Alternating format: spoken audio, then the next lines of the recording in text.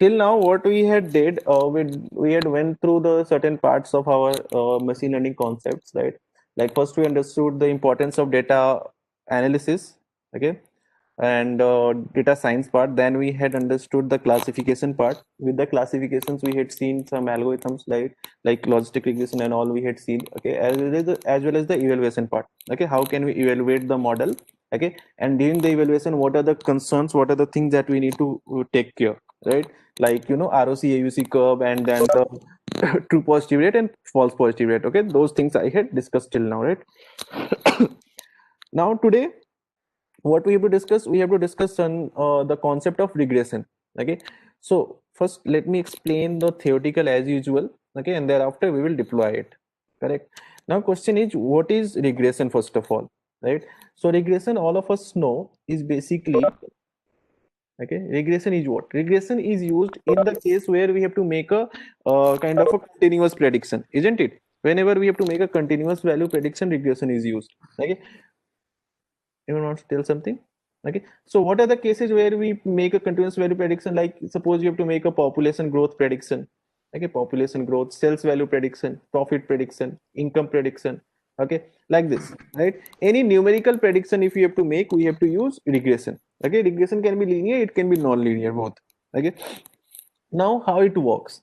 Okay, so first of all we are having, it is a supervised learning thing. So if it is a supervised learning thing, we must have two things that are called features and labels. Okay, so just suppose the features and labels are arranged on x and y axis like this, that this is representing feature, okay, and this is representing some part of this I already had covered in last class, so those things will be repeated. Okay, and this is called label. Correct. So these features and labels are, while explaining logistic regression, okay, I had explained little part of it. So the features and labels are arranged, so for example like this. Okay, if this is the structure, this is how features and labels are arranged, then what we have to do, we have to figure out a best fit line. Correct, a best fit line that can represent this data. This is what that we have to do. Okay, what will be the nature of this line? The nature of this line will be the minimum distance from all the given points. Correct, the minimum distance from all the given points. Okay, this will be the nature of the line. Okay, now how it can be done? Okay, so it will be done with a hit and trial kind of a process. Don't worry, we are not going to do any hit and trial, it will be done by the system only, but with a certain rule. Okay, it is not like that anywhere it is just moving here and there. Okay, with a certain rule, right? So over here the error optimization process will take place. What is error optimization? Basically, just if you give any feature and label to the algorithm, feature suppose x and y is your label, right? Then what will happen, just suppose you are having a data like this.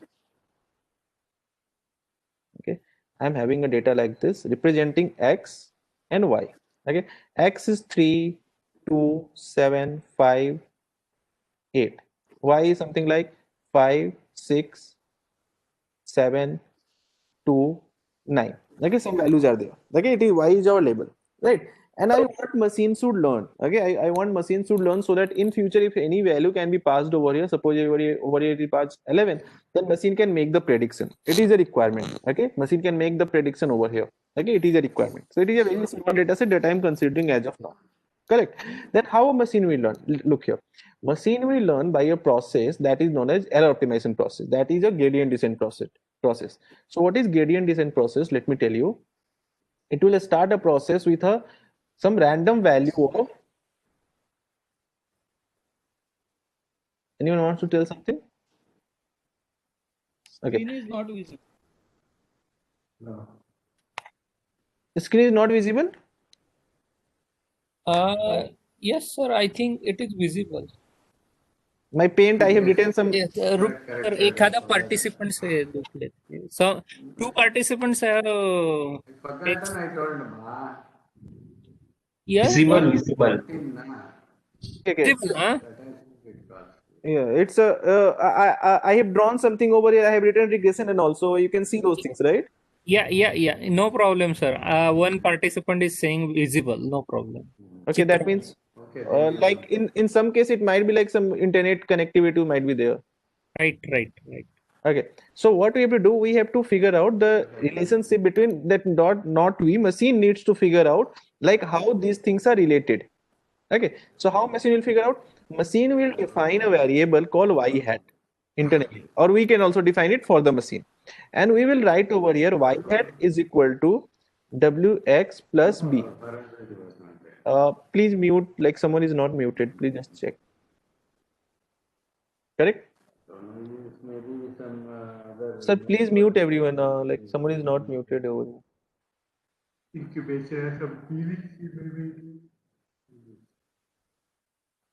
Okay, so it is what wx plus b, right? It is something that is defined, and basically the relationship between x and y will depend something upon this w and b. What is w? W is the coefficient or slope of this line. What is b? B is this particular point. Okay, so machine needs to figure out this w and b with minimum possible error. Okay, minimum possible error means minimum possible distance, isn't it? That means machine needs to figure out this w and b for a particular line, a line which is at a minimum possible error with respect to the given points. Correct? So how it will do? It will start the process by some random selection of w and b. Okay, suppose w is equal to define 1, b is equal to define as 2. Okay, then what will be the output for the first case? For the first case, the output will be 1 into 3 plus 2. Okay, that means 3 plus 2, 5. Okay, for the first case, it will be 1 into 3, right? 1 into 3 plus 2. For the second case, 2 plus 2, that is 4. For the third case, 7 plus 2, 9. Okay, it is what? 5 plus 2, 5, 7, 8 plus 2, 10. Okay, so it is what that will be calculated. Okay, thereafter, the algorithm will figure out the difference, or you can say error. So what is your error over here? This is error. 5 minus 5. This is error. Okay, this is what 6 minus 4. This is what 7 minus 9. Okay, this is 2 minus 7. Okay, this is 9 minus 10. Okay, because some of the errors are positive, some are negative, so it will consider everything as it will punish the error more, the square of the error. Correct? So what is the square of the error? 0. 2, 6 minus 4, 2, 2 to 4. 7 minus 9, 2, 2 to 4. 5, 5, 25. 9 minus 2, 1, it will be 1. Okay, so if I have to calculate mean squared error, what will be the mean squared error? Mean squared error will be, it will be 4 plus 4 plus 25 plus 1 divided by 5. It will be what? Mean squared error. Mean of a squared error will be what? 26, 20, 26, 30, 34, 34, and 5, 6. Okay, this is mean squared error. Okay, so if a machine is learning, right? So if a machine started learning it and it started learning from this particular point, it took this thing as a reference. Okay, then it figured out this error. Okay, so that means a learning will represent decreasing this error. Okay, if anyhow machine can decrease this error, that means machine is learning. I hope you are getting my point. Okay, if anyhow machine can decrease this error, that means machine is learning. Okay, so what we did over here, okay, if I have to write the same thing in other word, we are having x and we are having y. We calculated y hat with some random value of w and b, correct? And we are representing error is equal to y minus y hat whole square. Okay, it is what? Error. Correct. So this error is what? 6.8. Okay, so this error needs to be decreased. Correct. Now how this error will decrease? How this error will decrease? Let's see what exactly will happen. Okay, fine. How can I see? Okay, okay, let me remove it.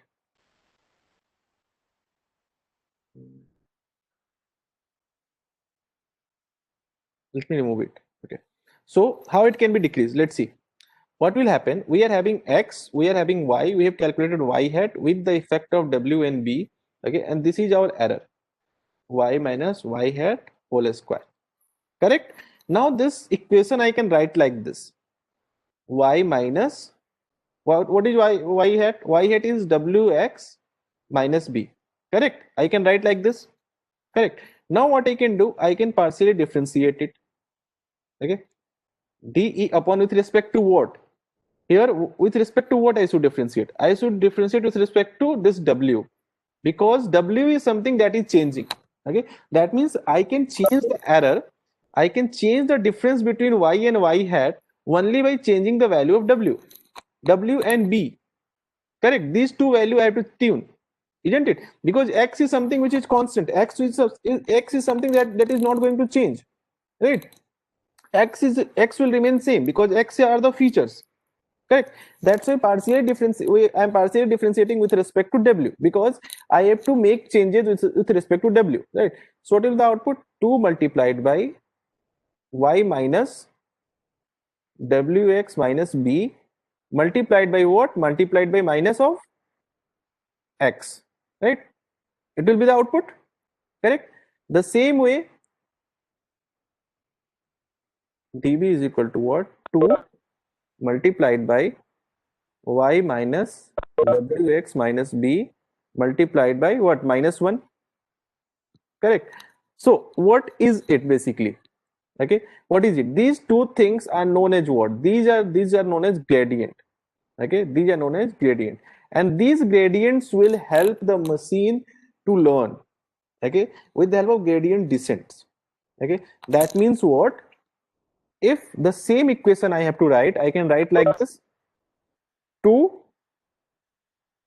multiplied by y minus y hat multiplied by minus of x, right? 2 multiplied by y minus y hat multiplied by minus of 1. Correct? The same equation can be written like this. Now, if the equation is written like this, then what can happen?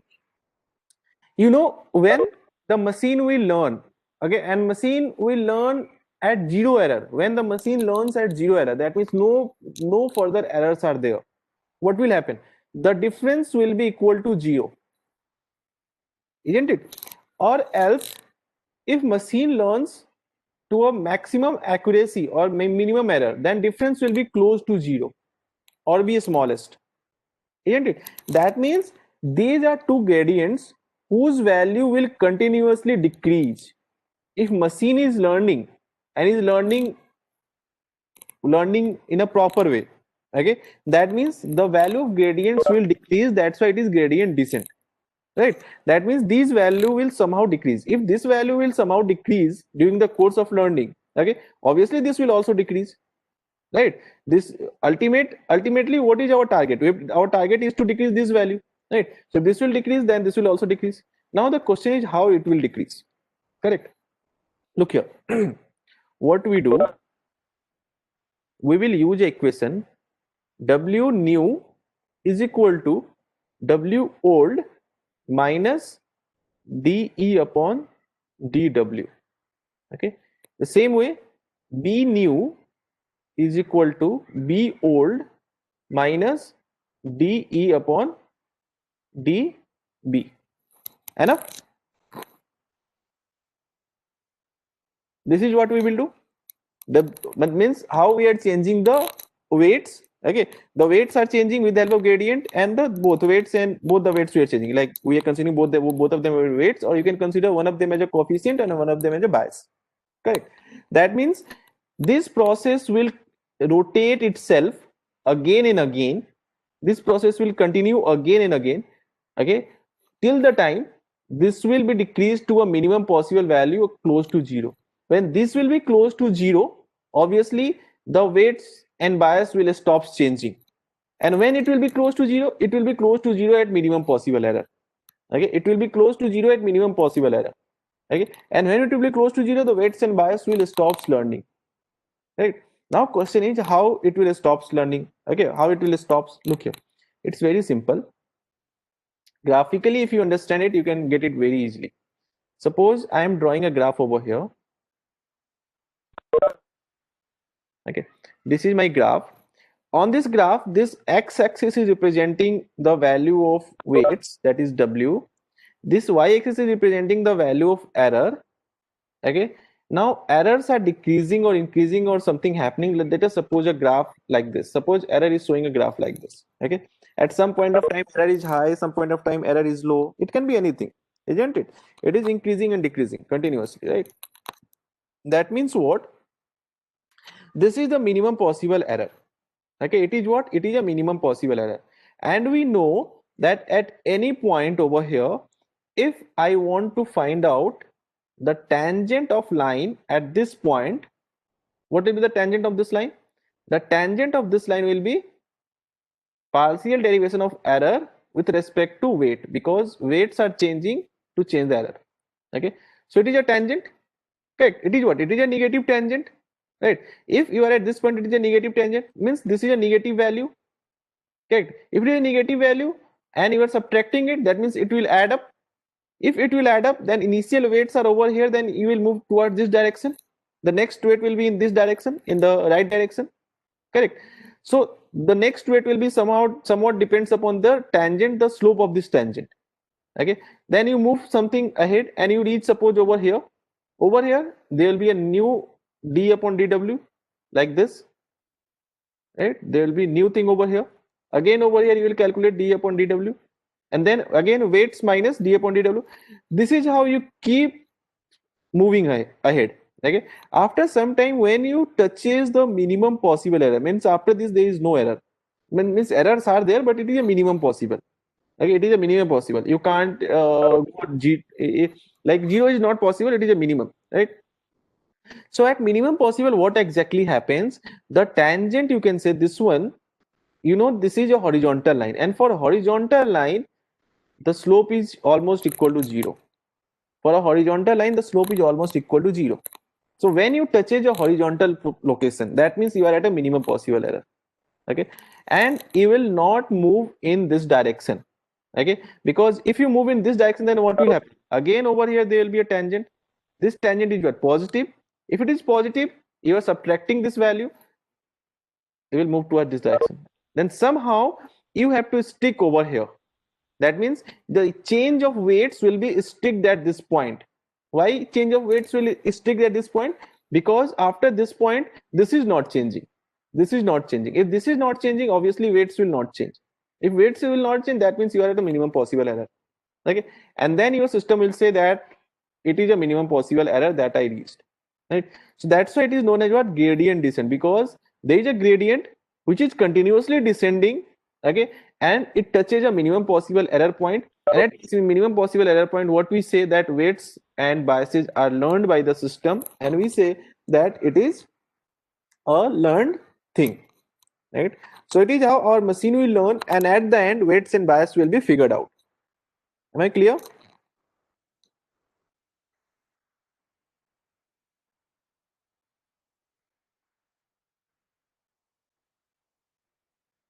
Am I clear with the concept?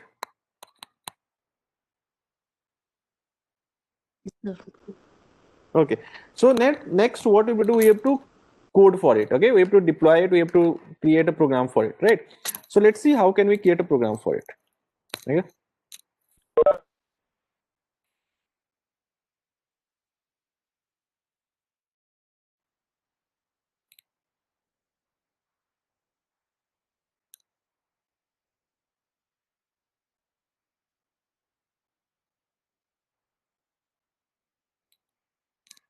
today it is day 3, right? Day 3 linear regression. Okay, so first I will let you know with a dummy value. Okay, let me define some dummy value over here. Okay, x, first of all import numpy at np. Okay, x is equal to and y is equal to, okay, np dot array, okay, 3 comma 4 comma 6 comma 7.4 comma 8. Okay, some value I have defined, then np dot array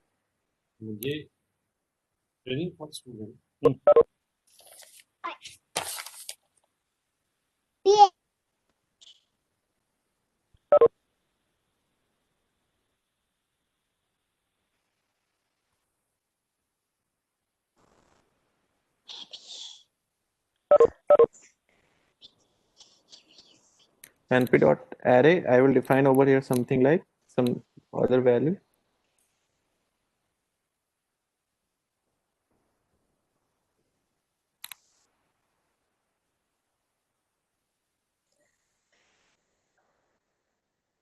So it is defined x and y. X I'm considering a feature and label. Please do cross check your system that it is muted or not. If you have to ask, you can unmute yourself. Otherwise, please do mute yourself. Otherwise, a noise will be there. Matplotlib.ts plt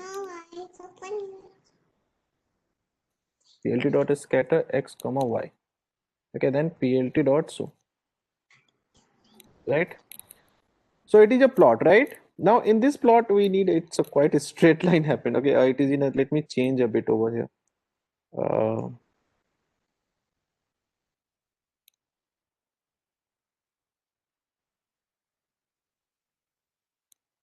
No, 3 4, let me use over here something like 7, and here is something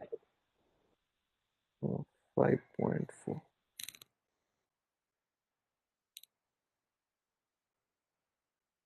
Again it is a straight line. Anyway, some, we just use some random data, it is, but it is coming in a straight line. Let me use over here 3.4. That is what not expected. Okay, now something is happening. Okay, it is 2.4, or I can use 3.4.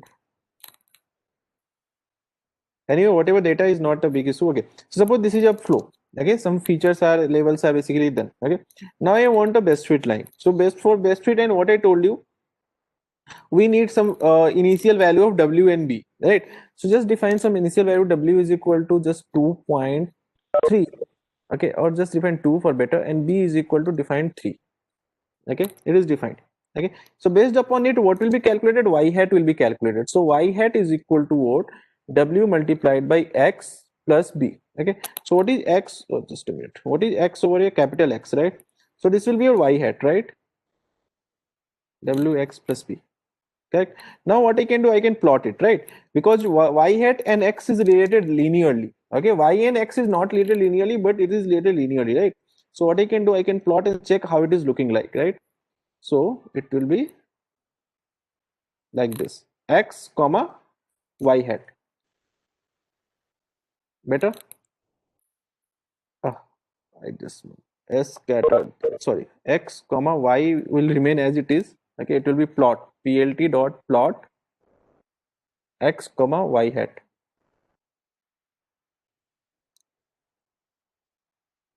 Okay, color is equal to red. Okay, so it is some random line. As I said you earlier, first of all, some random line will be defined. Okay, first of all, some random line will be defined, and later on my machine will learn. Okay, my machine will try to learn, or my algorithm will help him to learn.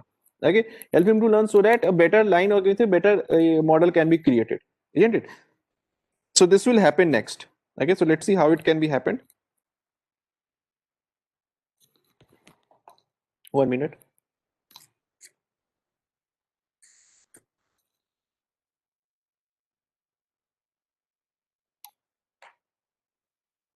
Okay, so let's see how it can be happen. So we have w and b is defined. What I told you next, we have to calculate the gradients. Okay, so what is gradient? Dew and Deb. Correct, two gradients. What will be Dew? It will be 2 multiplied by, correct, y minus y hat, okay, multiplied by minus of x, minus of capital X basically. Okay, this was the gradients for the first case. For the second case, 2 multiplied by same thing. Okay, it will be minus of 1. Better?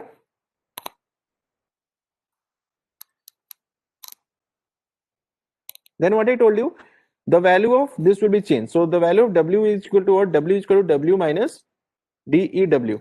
Okay, and the value of b will be what? B is equal to b minus Deb, right? But before doing it, let me calculate the error also, because I have not calculated the error. So over here, the error will be what? The error will be, if you have to calculate, it will be y minus y hat, isn't it? This is the error, and then we are calculating a square of error. So what will be the square of this thing?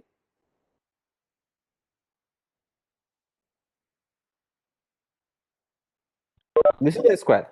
Okay, and then you have to calculate the mean of it. Okay, that is a mean square error. What is a mean? This is a mean.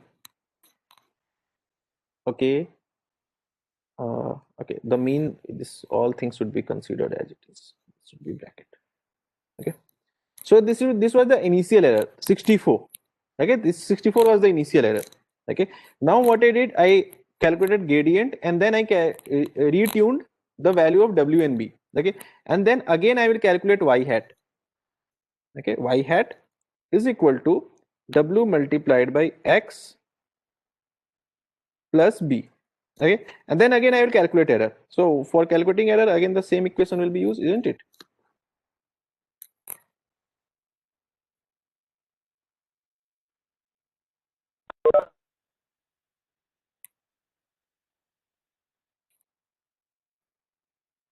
Okay, so error increased, it didn't decreased, right? Error happened, what error was earlier 64, now it is something like 5,52,113. Why it happens? Basically you have to understand it.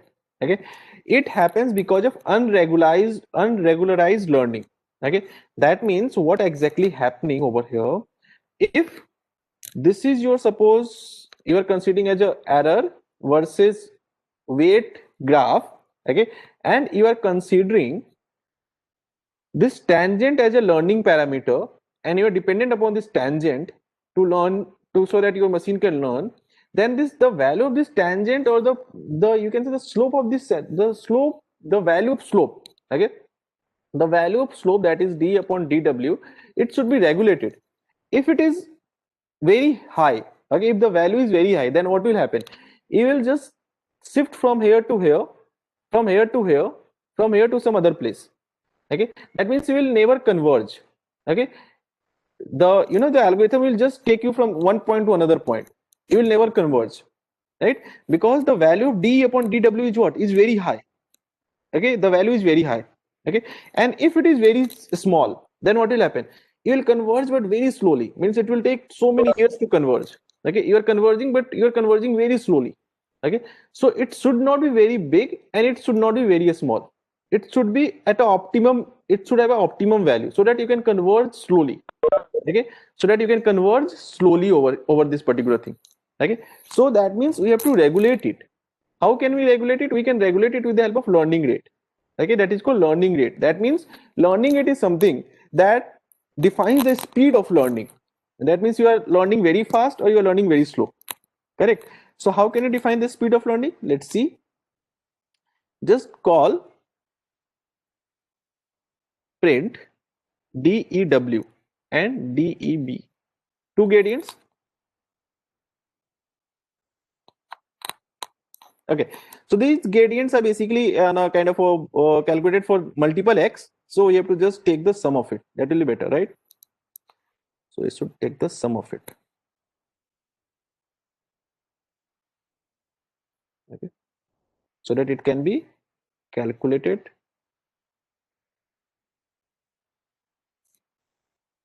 Let me take from the very beginning. Otherwise, again, the data are changed actually. Okay, now calculate it.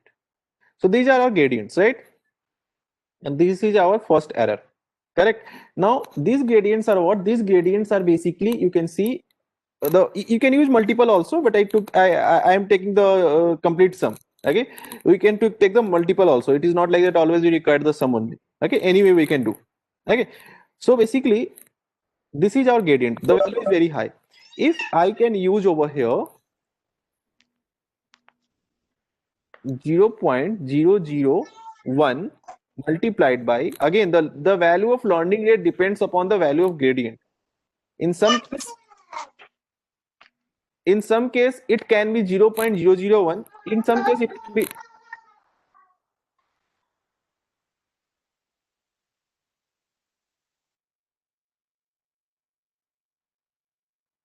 okay, in some case it can be 0.001, in some case it can be 0.01, it can be, in some case it can be 0.1 also. That depends upon the value of gradient. Okay, we try to make it at least one decimal place, okay, behind one decimal place, right? So 0.05. Okay, so how it will affect, let's see. Define learning rate over here. Learning rate is equal to 0.001. Correct, and then define learning rate along with this. learning rate multiplied by. That means now gradient is changing the value of weights, but it will not change the value of weights so rapidly. The value of weights will not change in an unregulated way. Right? It will change slowly. Okay? Correct? And now if I calculate it, okay, so the error will decrease. Okay, because the earlier error was very high. That's why you can't say so much change over here. So let me do one thing again. Let me start from the beginning so that we can see the change. The first error was 64. We plotted, calculated gradients, applied learning rate. It came down to 28, you can see. So this is the effect of learning rate or the regularization parameter. That means we are regulating it. We are optimizing the things in a proper way so that learning should not be in a kind of a random speed. Okay, it will be in a regulated speed. Correct. Now what will happen? Now if I plot the same thing, things will be much better.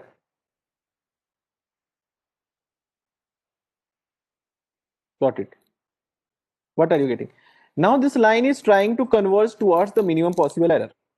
Okay, you will not see the difference, but you can see the difference over here. It is up to 18, but in this case it is up to 14 only.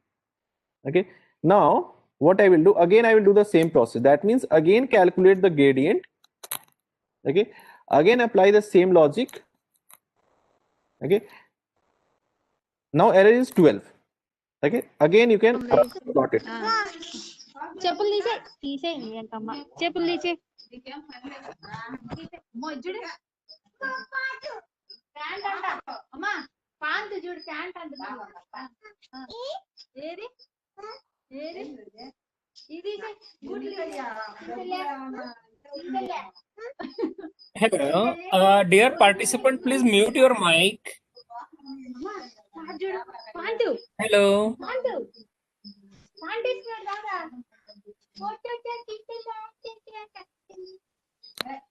Hello. వేసుకుంటున్నాడు అతను పక్కన भी नहीं रहा यार, कौन है? चल एक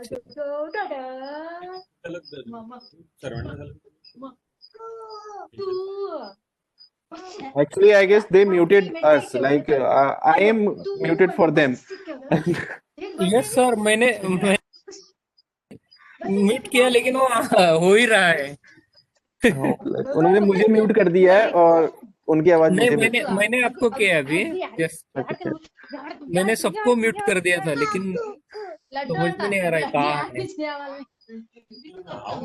ఇదిగో ఇదిగో రియా ఫోటో చూడు రియా ఫోటో ఏది ఏది రియా మో చూడు ఎట్లా ఉంటుంది రియా రియా అమ్మో మో మో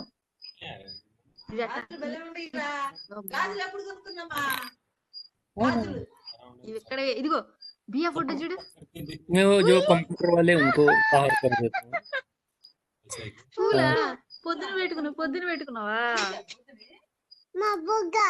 బొట్లు Please, हेलो. బొట్లు अरे भाई कौन है? अरे प्लीज म्यूट योर माइक. ఉన్నాయి నాన్న నీకు బొత్తులు हेलो. రియా నవ్వుతా ఉంటది ఇదిగో బాగా అని నవ్వుతుంది కదా రియా ఎట్లా నవ్వుతుంది రియా कौन है समझ में नहीं आ रहा. రియా ఏది ఇది క్లిక్ చేయి ఇదిగో तू और सर रहे और बाकी सबको हाँ, आई थिंक विपुल वो निकाल दिया मैंने उसको. ठीक है. Okay, fine. So you can see over here. So again, I am audible, right? Right, sir. No problem. Please continue, sir. Okay. So again, gradient will be calculated. Again, all those things will happen, right? And continuously errors will diminish. Okay, like it started from 64, it came down to 6, and you can see line is trying to fit itself. Okay, so it will continue, right? It will continue till the minimum possible error can be achieved. Okay, it will continue, but again this can't be done one by one. So what we do generally, we apply a loop over here. Okay, Now it is touching towards it, and you can say the gradient value is touching towards 0. Okay, it is touching towards. So when it will touch very close to 0, the changes will be so much negligible. Okay, that means changes will be very, very small. Okay, as of now it is 1.48. Okay, so we'll see from 1.48 what is the next change. Next change is 1.24. Okay, after some time you can see lines are now trying to fit itself. Okay, this line is trying to fit itself for a minimum possible point. Okay, and this is a process of learning actually. Okay, it is a process of what? It is a process of learning. Okay, fine.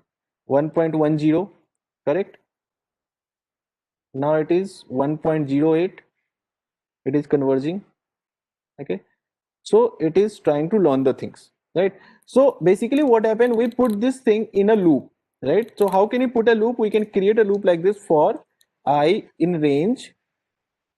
Okay, for I in range, suppose I had given a loop for 10 times or 50 times. Okay, 50, correct? And then what we have to do, the very first thing is required, that we need to calculate y hat, isn't it? So it will be this thing, y hat, right? Calculate it.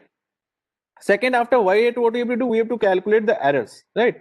So not errors, we have to calculate the gradients. Okay, this is the gradient. Okay,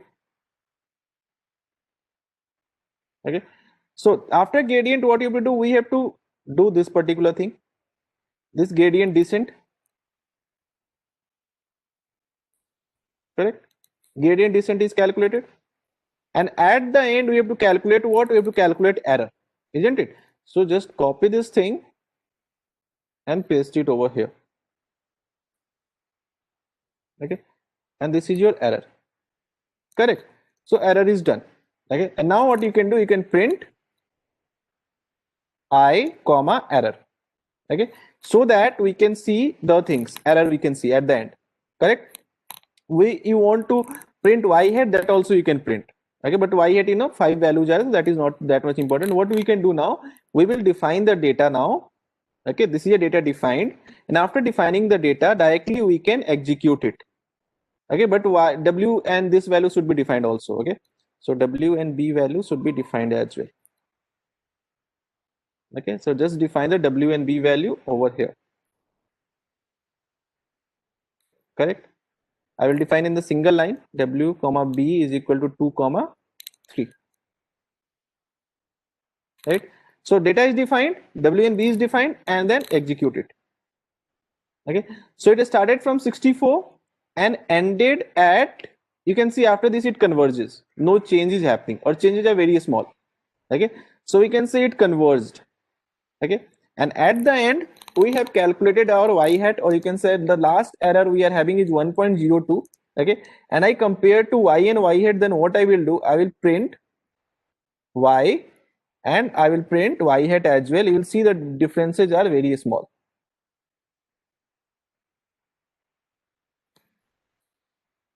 Okay, differences are very small, right? You can see it is very close, right? So this is how it happens.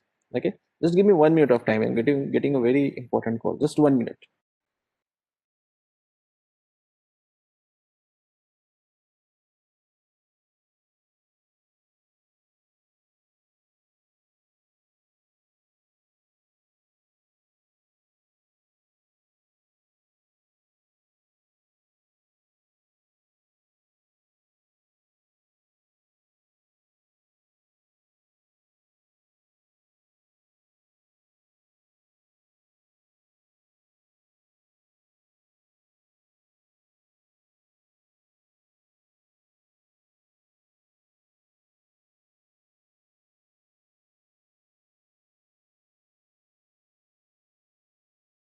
Okay, so I'm sorry for that. So you can see the values y and y hat touches, or you can say came very close to each other. Okay, 3.4, 5.3, some of the difference are more, 7.4, 6.4, 6.3, 9.1, 8.1. Okay, so we can say that machine learned a lot. Okay, and the references that a machine will use for the predictions are what? Print W and B. This is the parameter that machine learned. Based upon that, predictions will be done. This is very important concept because the same concept used in neural network for backward propagation. Okay, in neural network, when a machine learns, okay, machine learns how a neural network basically a machine learns. It is a forward and backward propagation. Okay, so this is the same concept that is used in backward propagation. Okay, and through which machine discovers the values of weights and biases.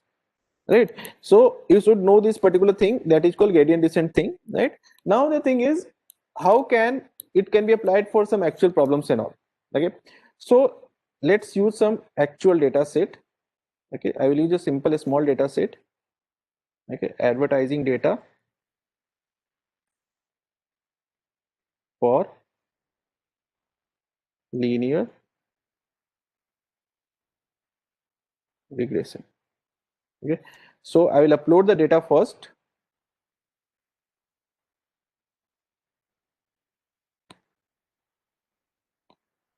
Just a minute, let me find the data.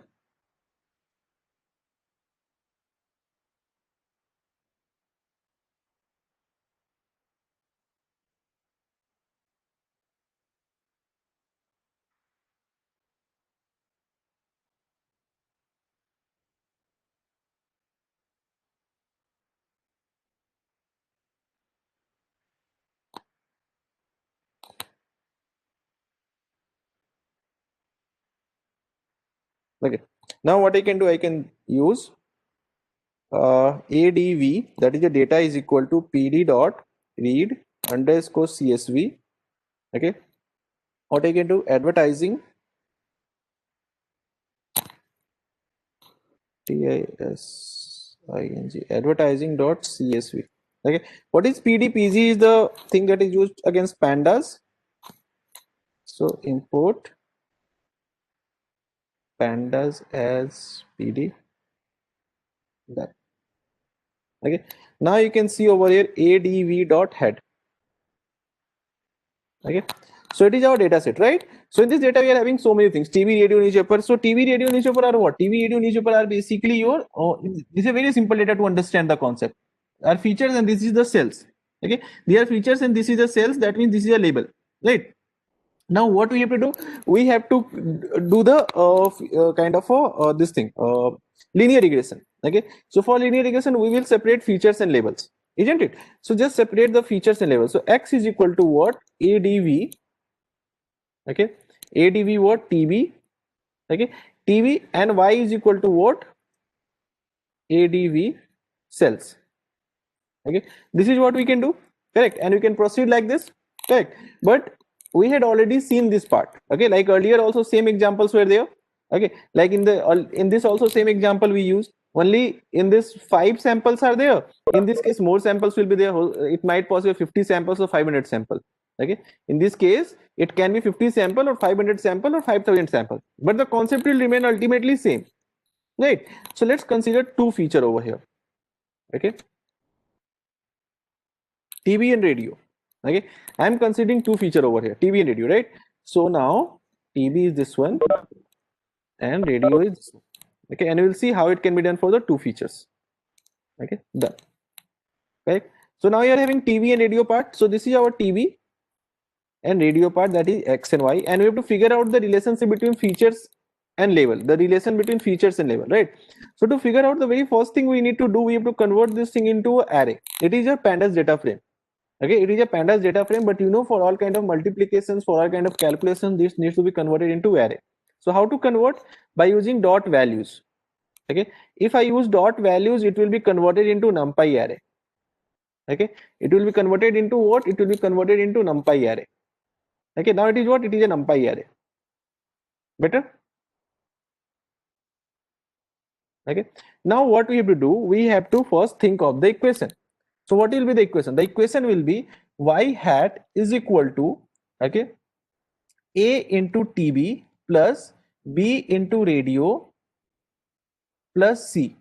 Okay, so here we have to figure out what? We have to figure out a, b and c, correct? Based upon this, future predictions will be done. TB and radio part has been given to you. Y hat will be calculated, and y hat will be calculated, and this is your y, Okay, the difference of between y and y hat will be diminished, will be decreased. Okay, it will be decreased to a certain extent, to a minimum possible extent. Okay, and at minimum possible extent the value of a, b and c will be stored. Okay, for future prediction, for future sales value prediction using TV and radio parameters, right, using TV and radio parameters, right. So let's see how it can be done. Okay, let's see how it can be done, right. So now what we have to do, we have to consider a, b and c, correct. So what is a, b and c? Just define a is equal to something like 2, b is equal to something like 3, and c is equal to anything like 1, right. This is defined, correct. Now we have to calculate y hat, right. So what will be y hat? Y h is equal to a multiplied by what? The first column. What is the first column? The first column is known as your TV value. So what is the first column? You can see over here. This is your x, correct. This is your complete x. I need first column. Then what is first column? The first column will be like this: x, all the rows, comma, the first column. The first column is 0, 1. Okay, this is your TV value, isn't it? This is your what? This is your TV value, x 0, 1, correct. So what I will do, I'll just cut it, okay, and I will paste it over here. The same way, a multiplied by this one plus b, according to our equation, b multiplied by second column. What is second column? X 1, 2, that is a radio column, plus c, right, plus c, right. So it will be our YH, right. So TV and radio has been multiplied and YH is calculated, okay. And you know, once YH is calculated, what we do? If you see this particular algorithm, what we do? Once YH is calculated, ABC is defined, YH is calculated, then gradient we have to define, isn't it? So just define the gradient over here. What? DEA, DEB and DEC. Three things you have to define, right? So what is DEA? DEA will be 2 multiplied by, right, y minus YH, correct, multiplied by minus of what? Minus of x, and this is your x, correct. This is what? This is your x, okay. Y minus y is multiplied by minus of x. This is our x, correct. And then you have to take the sum of it, correct. Then DEB is equal to what? 2 multiplied by, okay, y minus YH, okay, multiplied by what? Multiplied by this one, the second parameter, right, minus of this one, and then dot sum, okay. And the third will be what? Same thing, only minus 1 will be there. I hope you understand. If not, just let me know. If anything that is getting confusion, please do let me know, okay. Let me explain this thing. What is happening over here? You are having YH is equal to A x plus B, sorry, AX1 plus BX2 plus C. Linear equation. For linear equation, x1 is TV, x2 is radio, okay. Then y minus, sorry, error is equal to what? Y minus YH whole square, correct. Then this will be equal to what? Y minus,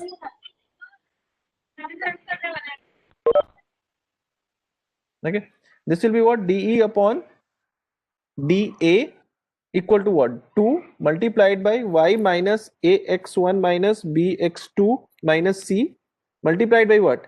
Multiplied by minus of x1, if I'm correct, correct, because it is partially differentiating with respect to A, so minus of x1 DE upon DB, it will be equal to what? 2 multiplied by y minus AX1 minus BX2 minus C multiplied by what? Minus of x2, correct, partially differentiating with respect to B. Here in the last d upon dc multiplied by minus of 1, because here minus 1 is there, right? So this is how our gradients are calculated, correct? So once gradients are calculated, next what we have to do, we have to print DEA, DEB, DEC. Okay, so this is printed. Okay, so what can be the as we thought of, we can use up to 1. So here the learning rate will be what? 1, 2, 3, 4, 5, 6, 7 and 8. Here the learning rate can be up to 10 to the power minus 8. Okay, so LR is equal to 1E minus 8. That can be our learning rate, correct? So if this is a learning rate, that means A is equal to A minus learning rate multiplied by DEA, right? Okay, A, B and C.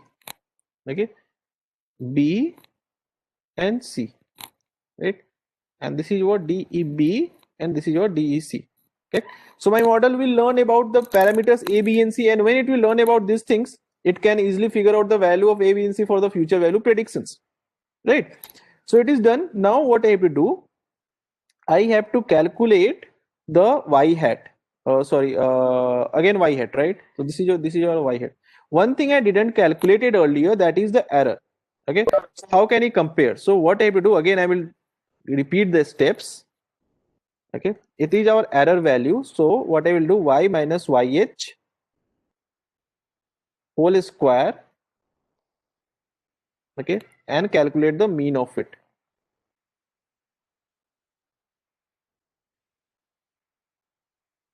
Okay, so this is the mean, this is the initial error, right? Now gradients, descents. Okay, yh is calculated, and then I will copy the same thing and paste it over here to verify my error decreased or not. So error decreased, right? It came down to 6 digit. Earlier it was also 6 digit, right? But error decreased very slowly. So what we can do, we will just try one more change. We'll just tune it to 10 to the power minus 7, 1e minus 7. Okay, 10 to the power minus 7. Okay, that means we increased the learning rate. Earlier the learning rate was little small. Now we increased it. Okay, and then again we'll try. Okay, and we'll see how is it affecting our learning. Okay, so now learning is much faster. Directly from 6 digit it came down to 4 digits, right?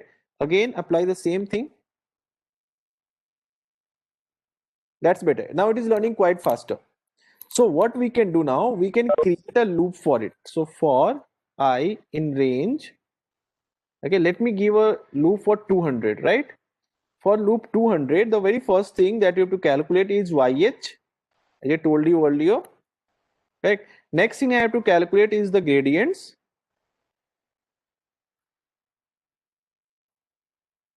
Okay, for the learning purpose. And next thing we have to calculate is these things.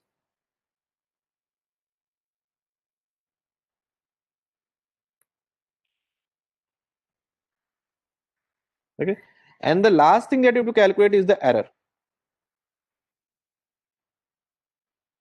Okay, so error will be equal to what? This one, correct? And then what I can do, I can print the errors. Print I, that will denote my iterations. Okay, and then error.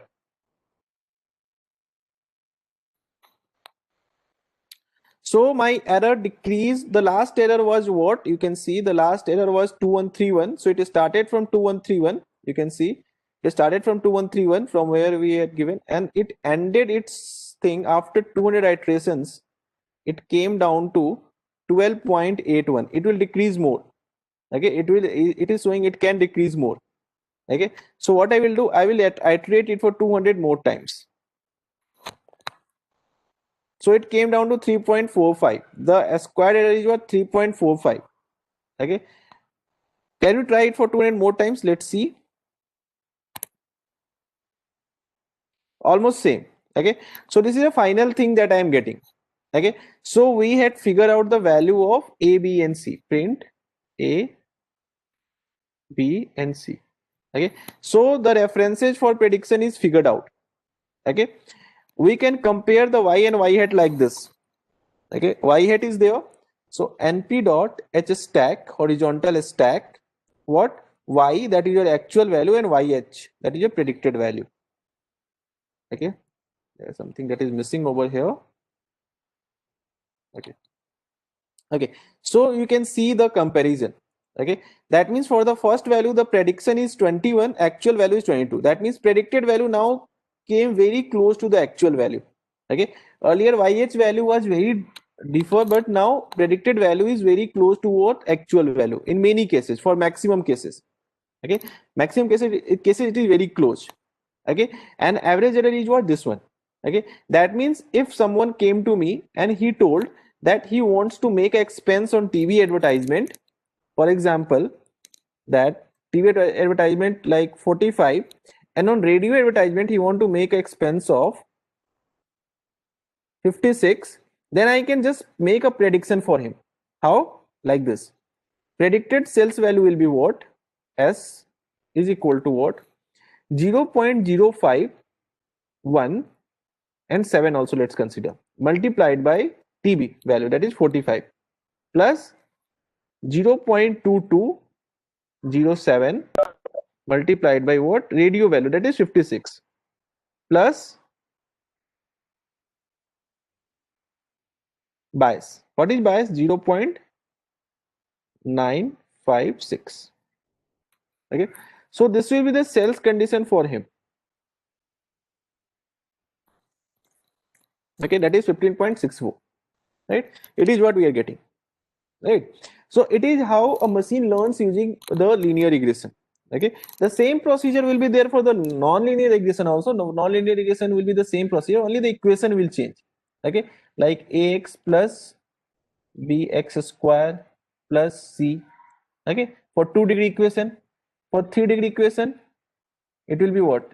Ax1 plus sorry, ax plus bx square plus cx cube plus d for 3-degree equation. For 4-degree equation it will be like that. That means whatever the x value will be there, if it is general linear equation, it will be like this: ax plus c, okay, ax plus b, whatever. Okay, but for non y hat, for linear, for non-linear, this will be converted into this form. Equation will be changed, that's it. Okay, apart from that all the things will remain same. Right, now we have to do one more thing. So as of now what we are having? We are having two things over here called x, that is your feature, okay, and y, that is your label. Okay, now what I will do, I will let you know how we can do this thing using the inbuilt library, right? So regression using scikit-learn library. Okay, regression using scikit-learn library. So what I can do, x and y is given, correct? So from sklearn dot linear model import linear regression, correct? L model is equal to linear regression, right? Then L model dot fit, what you can fit? You can fit x comma y, correct? So once you fit the x comma y, it will get trained, as we know, right? And thereafter what we can do, we have to calculate the errors and all, right? Prediction will be done later on, but first of all let me compare my model with the library model. Okay, so how can I compare? I can compare by using yp is equal to predicted value L model dot predict x. Okay, then the difference between y and yp will be the errors, right? So errors is equal to y minus yp. Okay, I am considering the square of it. So square of it, and then I am considering the mean of it. Dot mean of it. Okay, print errors. 2.78. Okay, so this algorithm operated and is giving a minimum error of 2.78. Right, and when I operated, I got a minimum error of 3.41.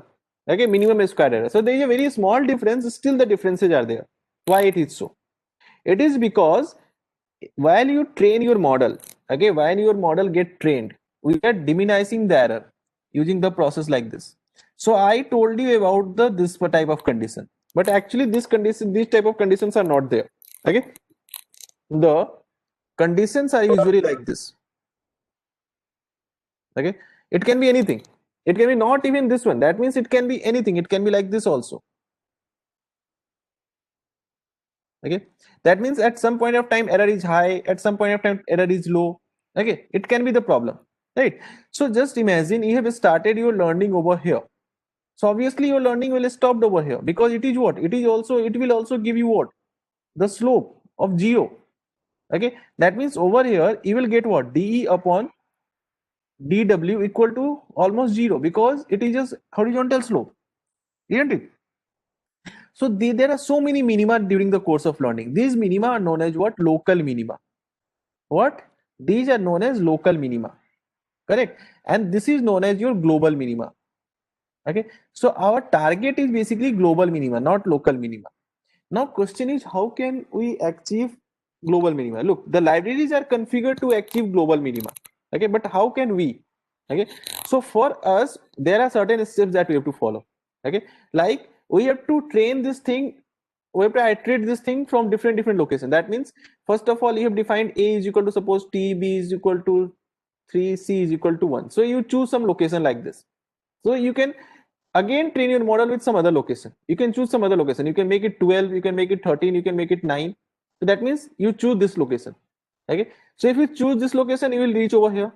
So that's why different times basically we have to, if manually we are training our model, okay, if manually you are creating your algorithm, in that case you have to initiate your learning from different initial value, okay, to reach at global minima. Because if you start from here, you reach over here. If you start from here, you reach over here. If you start from here, you reach over here. Okay, if you start from here, you reach over here. So ultimately the difference between these things will not be too high, but there will be difference, because over here some errors are there and over here some errors, the difference are there, right? So basically what we do, we try to initiate from different points.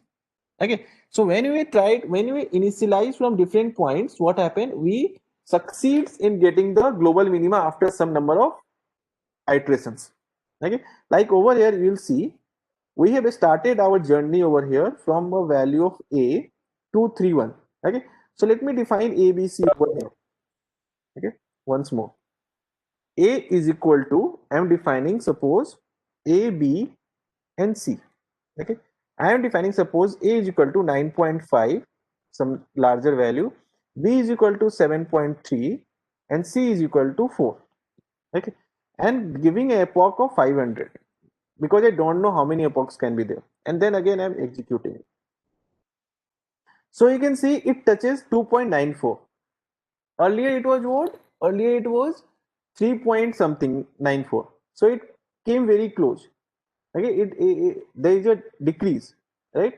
So that's why I said the initial initialization also affects a lot. Okay, let me change it to 2. Okay, let me check once more. 2.9, almost same. Okay, and now let me change this value also to 5.3 or 3.3. 2.9, almost same. Okay, that means it is more affected by whom? It is more affected by this, the value of a. Okay, so if I will make it 13.5, I'm not sure how it will be here. It is still same. Okay, and if I will make it, so almost it is same, 2.78 and 13 point is not very much difference, but still I am tuning it 6.5.5. Okay, almost same, right? Just give me 1 minute.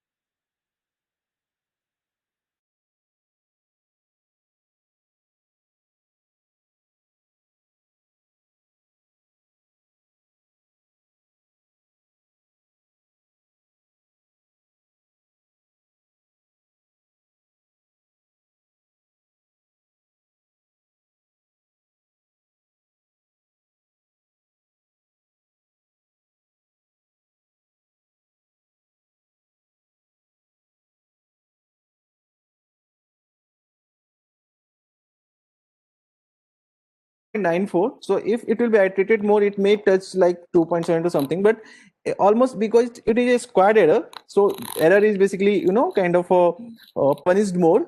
So it is almost similar to the thing that has been given by, okay, so it is your final value that you can just change it, okay, 0.048. Almost it will remain same, no big change will be there, but still a little change will be there, okay, 0 point, okay,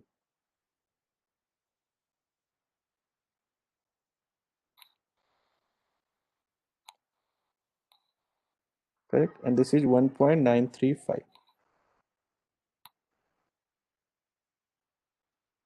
Okay, so 515.69 almost same. This is your y and yh, it will be also remain same, little bit changes may be there, and then this is your final 2.78 that is given by the library. So almost same thing that we are getting, right?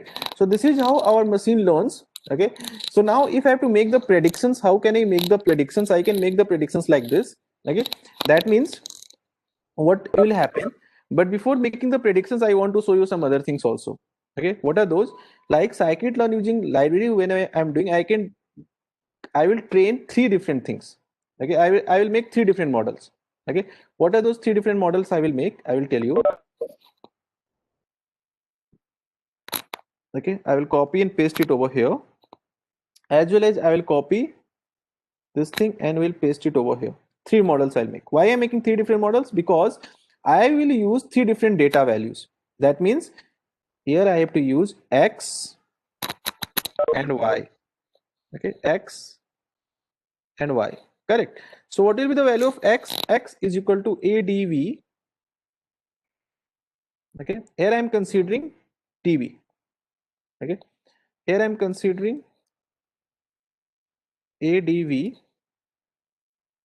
cells. Okay, so this is a model that will consider only x and y as tv and cells. Okay, there is no other thing, correct. And this will be the linear model 0,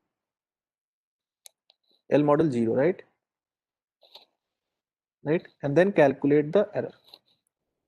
So error is what? 10.51, the average error. So obviously tv and cells only two features, error is high.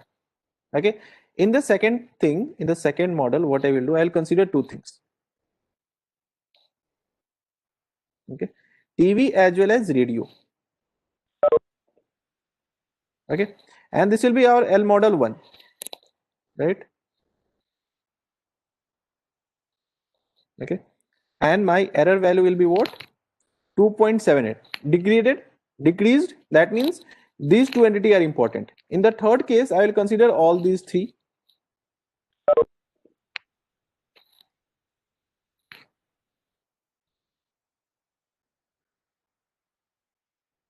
Okay, again calculate the error. It will be your L model 3. It should be 0, 1, 2. It should be L model 2, right? Okay. So you can see, in case of these two models, okay, when I am using the only TV part, only one feature, when I used only one feature, my error value was 10.51. When I used two features, okay, my error value was 2.78, and when I use three features, all these three features, my error value is 2.78. Okay, there's a very small change in terms of decimals up to after 3 decimal place. So what it means? It means if you are having feature 1, feature 2, feature 3, and then label, okay, that doesn't mean that all the features are important for your model building. Okay, it may possible there are certain features only are quite good, is related to your label in a proper way. Okay, only some features are related to your label, other features are not that much related. That means in this case, TV and radio are the important factor that is affecting your model, or that is affecting your learning, or that is affecting your prediction. Okay. Newspaper is a factor, is a feature that can be removed or that can be ignored. Okay. This say that newspaper is a feature that can be ignored because that is not affecting the error too much. Okay. That is not making your machine learn in a more more important thing. Okay. That's why newspaper can be ignored. Okay. So it can be proved in one more way, that is known as, suppose I have to make a prediction, okay, and my TV value is 45. Okay, I have to make the sales prediction, and then I have to make a sales prediction. My TV value is 45 and radio value is 79. Okay, and then I have to make a prediction when TV value is 45, radio value is 79, and whichever value is 200. Huge change, correct? So print L model 0 dot predict, it will predict the sales value, correct? Sales value in case of first case, it is 45, correct? And then, okay, so L model 0, L model 1, and then L model 2, correct? And then it will be 45 comma 79, three models are there. Okay, L model 2 is 45 comma 79 comma 200. Better? Okay, so you can see the thing, when it was just TV, okay, error was high, right? But this is the sales value prediction. Sales value prediction is low, but error value is high. This is the condition where error is low. Okay, around 2.78 average error. Okay, that means the average error will be, actual error will be around 1.25. This is the root over. Okay, over here also the errors are less, but you can see adding a newspaper value, okay, or adding a huge margin to the newspaper, 200. That means user wants to make expense of 200 on newspaper, but final sales value didn't change. Okay, final sales value didn't change because of this model, because this model figured out that TV and radio is highly related and newspaper is not affecting the thing. That means newspaper values are not basically affecting the model or not helping the model to decrease error during the course of prediction. Newspaper value is not helping the model to decrease what? To decrease error. So newspaper value can be removed. Okay, can be removed. Before starting the thing, anyway, suppose this is your ADV. Okay, ADV is your data, right? In this data, we are having these columns. Okay, so let me consider only important columns like TV, radio, newspaper, and cells. Okay, whenever you start building up a model, you can start like this. Very first thing what you can do, you can figure out the correlation between the data. That is how the data are correlated.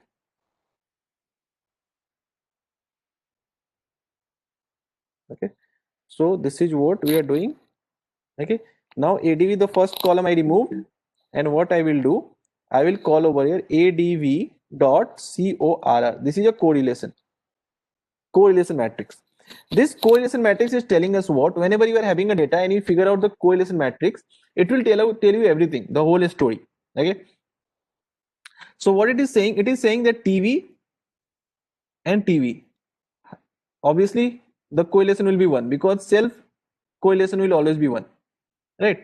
Now cells, how the cells is correlated to TV, that means how the cells or how cells is getting affected by the value in the TV, okay, or TV advertisement. So it is affected like this, 0.778. That means highly correlated. This is also highly correlated, 0.57. Anything above 0.5 is correlation is high. That's why using TV and radio is basically decreasing your error or helping your machine to learn. Okay, but newspaper is not helping too much. Okay, adding the value in newspaper is not correlated too much. It is the correlation is ratio is what? The correlation ratio is 0.22. It is very less. That means sales is not that much dependent upon what? Sales is not that much dependent upon the newspaper part. Okay, so that's why we can decide that which column need to be used and which column needs to be dropped. Okay, and that's how your linear regression works. Okay, so just let me know if you want to ask any query over here.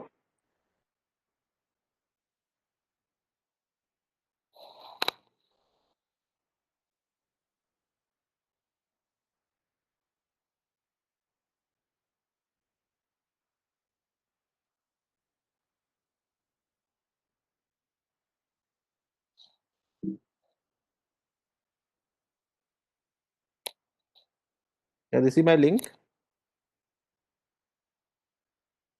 Yes, sir. Yes, sir.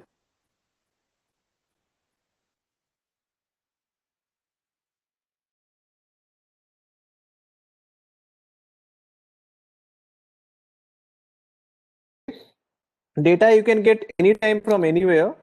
Just a minute. You have to just search for the data. I will show you. I will use one more example. Okay.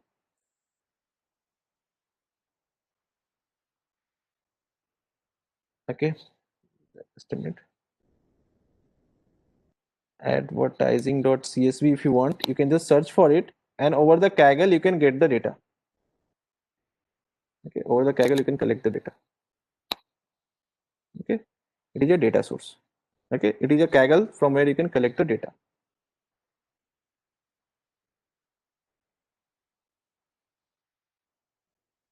Okay. Okay, so this is one example this is a basic understanding of linear regression. Okay, now let me tell you one important thing, that how can we suppose where it is used. Just for example, there is a data set called Bangalore.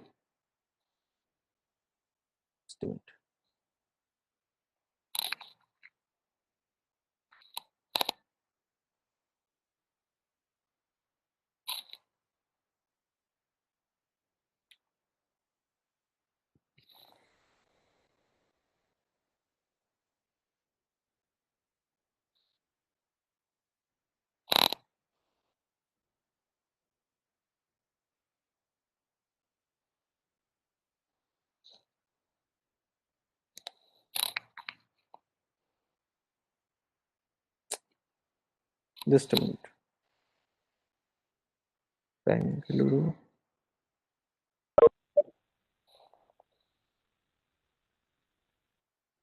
State.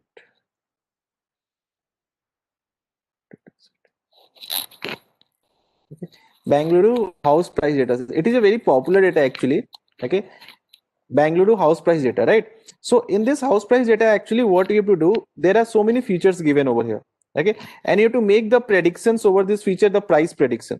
Okay, price prediction of a house in a particular locality. You know, there are multiple localities in Bangalore. Okay, and you can't see that in all the localities price will remain same. Okay, the same 2 BHK flat will, in suppose if you are getting in like the location, what is that popular location that is named as Whitefield. Okay, suppose if you are getting a 2 BHK field in Whitefield, that will be quite expensive, right? Because that is a complete IT sector and all. Okay, same 2 BHK field, 2 BHK flat, if you are purchasing in some other location, it will be cheaper also. Okay, the area, so many things affect the flat. Okay, so suppose there is a company called 99 acres, or some any real estate website company, they want to make a model for their website so that user can enter their details. Okay, and the price can be predicted. Okay, that how much price they need to pay. Okay, the price the real estate, or you can say the flat price prediction wants to be done. Okay, then how it can be done. Okay, so for the same thing I will show you. Look, this is going to be very complicated process, so obviously line by line code I can't do as of now because we are having just half an hour left, but still I will show you how you can do it. Okay, just a minute, let me open the code for it, the code that is already I'm having. Okay, and then after I will show you.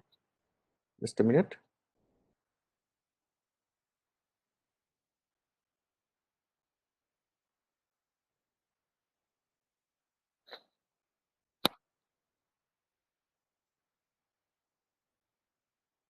Give me 1 minute so that I can access the code that is I'm having already.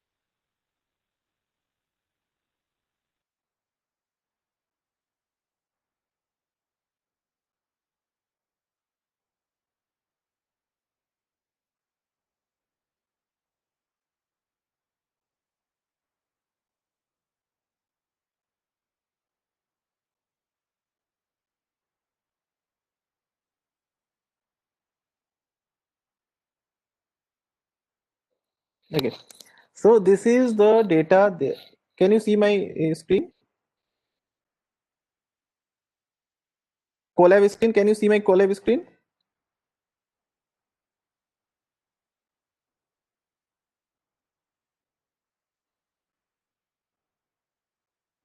My collab screen is visible to you or not? Yeah, it's visible. It's visible. Okay, okay, that's great. Bangalore. Just a minute, let me upload the data as well. Bangalore is the data. Okay, here it is. It's a huge data actually. Anyway, it will take a little time to be get uploaded. So it is your data set, right? So first of all, what we did, we just read the data from here. Okay, then in this data there are so many things available, right? We are having so many things. So just a minute. Okay, so there are so many things available over here, right? So now we have to decide which feature we need to use, which feature not we are not required to use. Okay, so as I said you earlier, in this particular thing, algorithm applying linear regression is a two-step process. Okay, applying algorithm is a two-step process, right? But most of the thing you have to do over here is the data pre-processing. Okay, you have to decide which one to use, which not to use. Okay, so you start understanding the data. Okay, like first of all, it is value counts. Value counts is applied upon area type, so that figure out how many area types are there, right? How many area types are there? There are 4 types of area. The count of each of them. Okay, so this is a process of understanding the data. Okay, figure out the null values. Where are the null values present? So these are the null values present. Size, society, bath, balcony, right? So in the society there is a huge number of null value. So the intelligent choice over here will be just drop the society column, remove the society column, right? Completely remove the society column, correct? Because if we can remove this, that means, because obviously 5,000, it's a huge number, correct? So that will be the better thing. Okay, so these are the columns we are having. Okay, and then what we decided, that we will drop these columns. What area type we will drop? That area type even we can use, but here I am dropping, right? Availability I am dropping, right? Because there are certain null value, something might be there, no null value, but still it is getting dropped. Okay, society I am dropping because of huge null value. Balcony I am dropping. Okay, balcony also I am dropping, right? Later on, it is these things I am dropping just because I want to make my data little, comfortable. Okay, so once I dropped it, this is the data that I'm having left now. Okay, only 5 column. If you want to see, you can see over here, df2.say. Oh, sorry, not say, df2.head.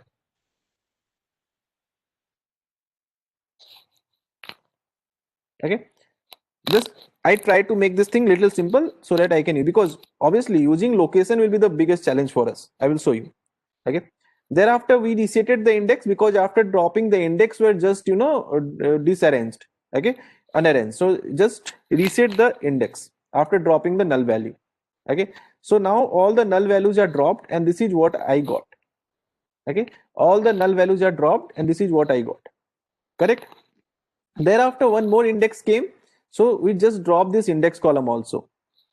Okay, we drop this index column, and now we are having just location, size, total square feet, and there is no null value now left, because null value has been dropped over here, all the null values. Okay, first I dropped that particular column in which more number of null values are there, society column and balcony column. Okay, society and balcony column has been dropped where more number of null values were there. Okay, now the less number of null values were there in baths and size and location. So in this thing I dropped the rows. That means if it was dropped like this. If your data is having 13,000 values, so out of 13,000, 73 values has been dropped. So that is not a huge loss actually. Okay, that is not a huge loss, right? So we can just digest that loss, right? So that's what we are doing over here. Okay, we dropped all the null values. Okay, all the rows related to null values, and then we reset the index so that index can be rearranged. And then there is a new index column, so that is removed, and this is your resetted index.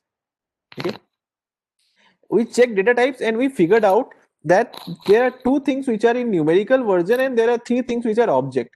So those who are numerical, we can digest them. Okay, we have to make a model. Numerical values can be used easily by us, but these things needs to be treated. Okay, these are not good, right? So we thought we started with location. Okay, we thought we can convert this thing into a kind of a what that is known as a categorical value. Categorical value means what? Like it will be like this. Okay, categorical value means what? If it is white field, then it can be 0. If it is Sarjapur, you can convert it into 1. Electronic City 2. Okay, Kanakpura Road 3. Okay, so that's how we are planning to do, right? But it is huge number, right? It is not 1 or 2 category. It is so many category. 1304 category. Okay, so this is a huge number of category. 1304. So there is a challenge over here. So converting these locations which are categorical into a numerical is going to be big pain for us. Okay, anyway, we'll see how we can do it. Then what I did over here, the bedroom. Okay, in the bedroom column, okay, the things was represented like this: 2 BHK, 4 bedroom, 3 BHK, 3 BHK, 3 BHK. Okay, so out of these things, what I require only 2. I require only 4. I require only 3. I require only 3. I require only 2. It is what I require. I don't require these things. Correct? As I didn't require this thing, that's why what I did, I had splitted this thing and I had removed it. Okay, let me tell you in a way. Let me remove this part so that just a minute. Let me remove this thing and let me tell you in a simple way. Okay, bedroom is defined. Okay, so what exactly happening over here? Suppose I am having a value k is equal to retain 2 space BHK. Correct? And I want only 2 from here. So what I will do, I will split it. Okay, I split it on the basis of a space. Okay, and I will pick what the 0 location.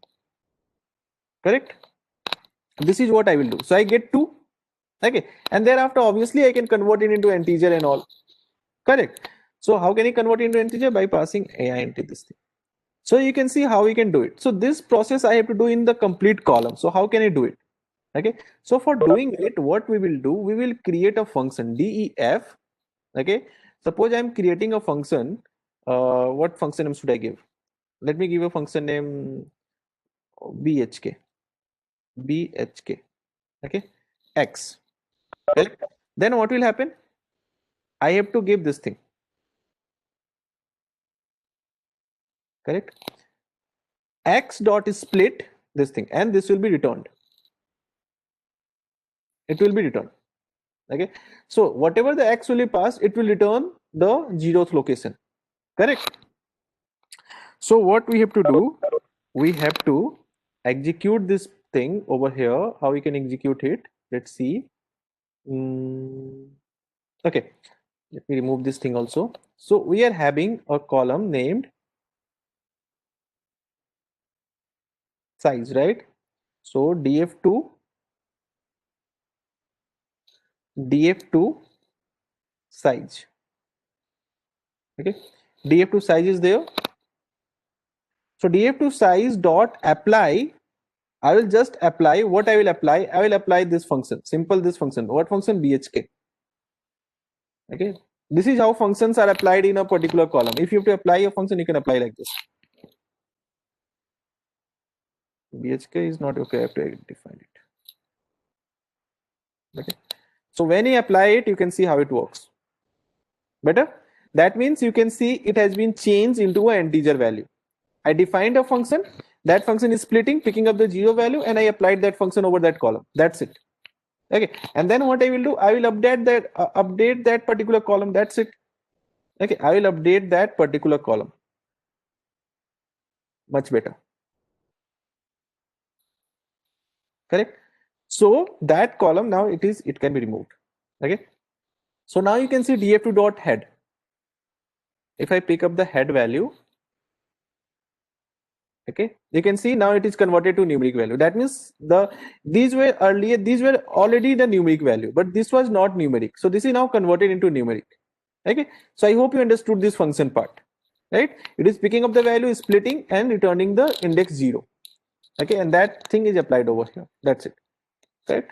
And now come to the part total square feet. Okay, now total square feet is not a numerical value, right? And I tried to convert it into numerical value. In pandas, as type is used to convert the things into numerical. Okay, so when I applied as type, what I'm getting exception. Why? Because it is not as straight as it is looking like. Okay, there are certain values in this data frame which is having a feature like this. Okay, which is having a feature like this. So it is because of this problem, it is not getting converted. Correct.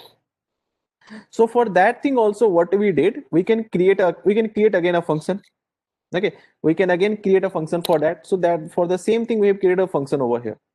It is checking like if the value x can be converted into float, it will be converted. If it will not be converted, it will return false. Either it will return true. Okay, that means if I pass from this function, if within this function I'm passing this value, obviously this can't be converted into what? This can't be converted into float. Correct. So what it will do? It will return false. That's why it is returning false over here. Okay. So using this concept, what we can do? We can just extract all the value which can be converted, and we can extract all the value which can't be converted. Okay. So for example, in total square feet, when I applied this function, so obviously when I apply this function, it will return true or false. So if it is returning true, if this whole thing will return true, it will return either true or false because function is getting applied. If it is returning true, then that true is used for filtering your data. So our data is filtered. So this is a data which is having, in which this total square feet value can be converted into float. Okay, this is a data in which this total square feet value can be converted into float, isn't it? So next, and when I put a invert symbol over here, that means this is a data where this total square feet value can't be converted into float. Okay, so both data are separated, right? So what we will do, we will use this particular way. Suppose v is equal to 2830. If we can split it on the basis of hyphen, after splitting, pick the first index value and pick the second index value. Sum them and divide by 2. What we will get? We will get the average of it. Okay, splitting, pick the first value, second value. So same thing we do over here. Define a function. Okay, v will be the value. V dot split, it will split it. After splitting, if length is 2, that means splitting is done. It will return the average. If after splitting this is not true, okay, it will try what? It will try this thing. It will try to convert this thing into float. Okay, else it will return, if any other exceptions are there, it will return none. That's it, right? If apart from these two conditions, if suppose some other conditions are also there, it will just return none. Okay, so when I will apply this thing, okay, so just make a copy of it. Okay, then when I apply this thing, what I got, all the values will be converted. You can see now all the values are having a numerical value. Okay, only one is object. Okay, now what I will do,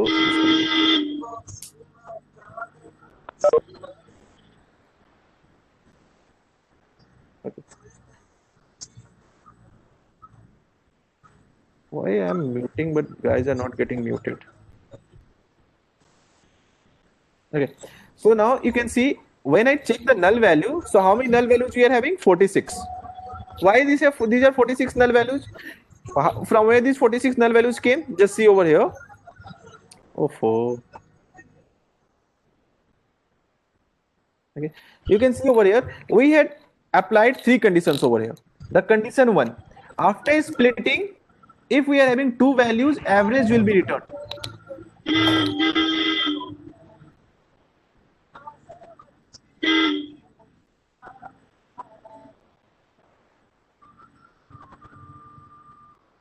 Please check your mic everyone. If you are not the part of this session, then I guess you should remove.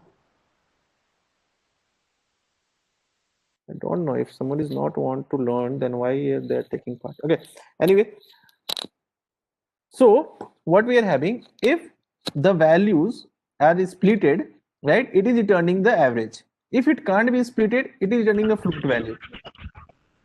Otherwise, it is returning the null value. That means what? Out of these two conditions, there are 43 situations which are different. That means situation is not like this. If it is like this, then it will return the average. That means out of these two conditions, there must be some other conditions are also there. Okay, and how many times some other conditions are there? 43 times. That's why 43 null values came, 46 null values came. Okay, in case of total square feet. So what I can do, I can again remove those null value. Okay, and all the null values will be removed. Okay, now there are no null values. Okay, now there are no null values. Now what you can do, you can see over here there are no null values. Okay, this is your now data sets almost 80% done. Okay, these 4 columns had been arranged. Okay, only one column is remaining over here, location. Okay, so now we'll do the location part. So in the location, what we did first of all, we applied the strip function. Okay, apply, we know what apply do. Apply is used for applying a function. So here I am applying the lambda function of Python.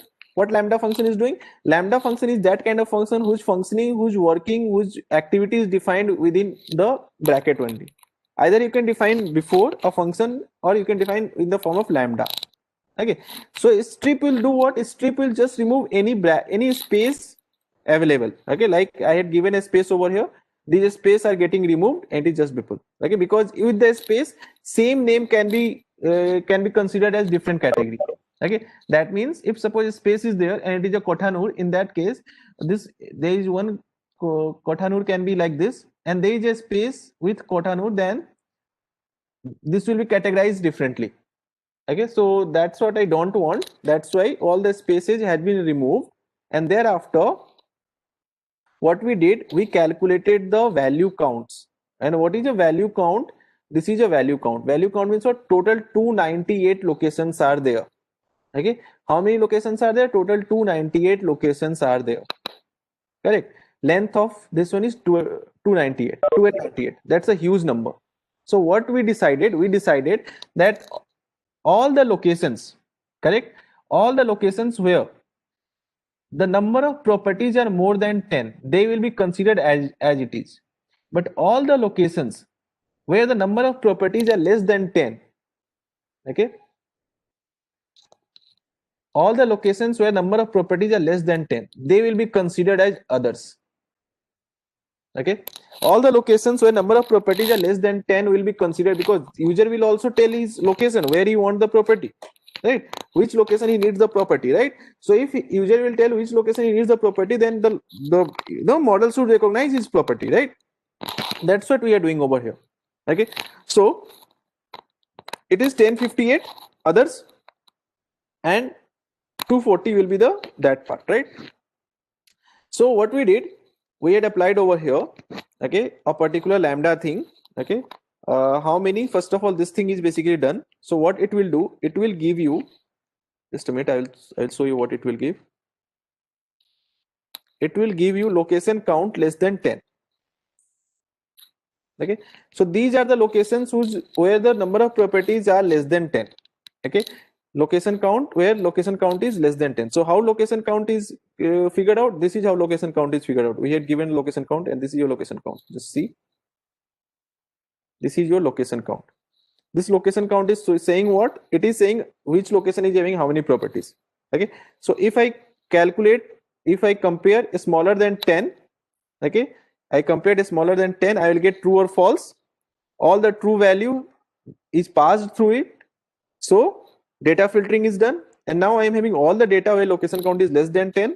Correct. Now I had applied a lambda function. If x means what? This lambda function is applied over location column. This lambda function is applied over what? Location column, right? So if x in location count, that means if x will be what? Each location will be x value. Okay, that means if first location is passed, dairy circle. So dairy circle will be what? X. Okay, so if x, that means if dairy circle is there in this variable, if dairy circle is present in this variable, okay, then that will be replaced by other. Dairy circle will be replaced by other. Okay, otherwise it will remain as it is. If any value which is not present in this location count less than 10, location count less than 10, that will remain as it is. Otherwise it will be replaced by other, right? There are some other logics also you can make for it. you can make for it, right? So this is how it is done. So now your number of location from 1298 decreased down to 241.